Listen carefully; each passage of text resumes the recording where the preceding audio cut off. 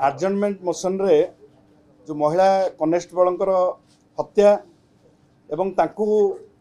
हत्या पर नहीं कि सीपी ऑफिस रे पार्किंग करा जायतिला गाड़ी टिकी रे रखा जाय कि ये अत्यंत दुर्भाग्यजनक घटना ओडिशा पई। केवल यही घटना नुह आपण देखिए ओडिशा रे पाखापाखि यही 12-13 मास भितर बीजेपी सरकार बेले पाखापाखि 38,000 केस महिला निर्यातना केस रेजिस्टर्ड होईची एवं तादेरु मात्र 700 समथिंग केस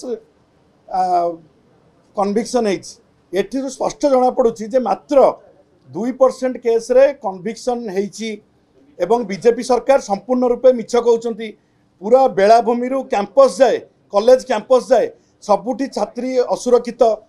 से गोपालपुर कथना हो कि बालीहरचंडी कथना हो कि जो नीलगिरी विधायक जे किंग पिन कहते मुझे ना उच्चारण करने चाहूनी जो शब्द से उच्चारण करुँच जड़े नारी प्रति आज विधानसभा भाषण रखुंट अत्यंत लज्जा लगे मत मु विधानसभा छाड़ी बाहर को पलि आसली। जो मैंने महिला मान असम्मान कर आज विधानसभा महिला मान सुरक्षा कथा कहवा केते दूर समीचीन एवं माननीय मंत्री जो तथ्य गृह उपस्थापन कर संपूर्ण भूल तथ्य एवं लक्ष्मणानंद सरस्वती का कथा उठेले माननीय मंत्री।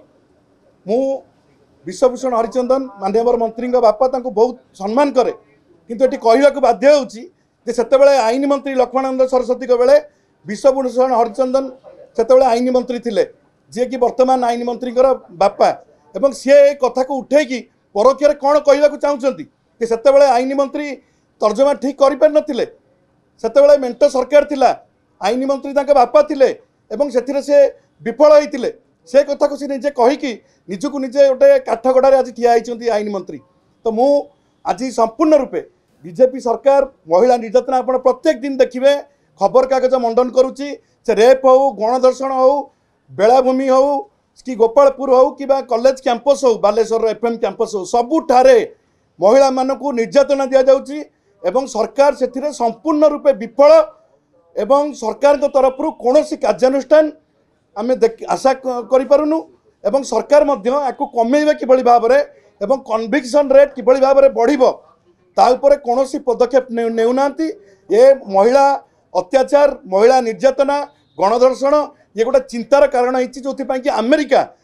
भाया राष्ट्र सी कहीं ओडिशा उपर टिप्पणी करने को बाध्य कला एक आईन मंत्री उत्तर रखु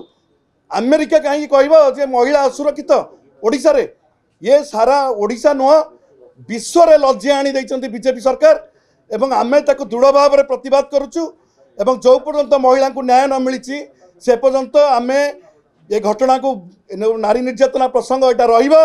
एवं सरकार चेतिबा दरकार नारी मानकु सुरक्षा मिलवा दरकार। आज सारा ओडिशा रे हाहाकार जे महिला सुरक्षित नुहंती तेणु मु समस्त को आज आपण मान जरिया अनुरोध करी आपण आज आईन मंत्री जो कथा उठेइचंती ताको प्रश्न पचारंतु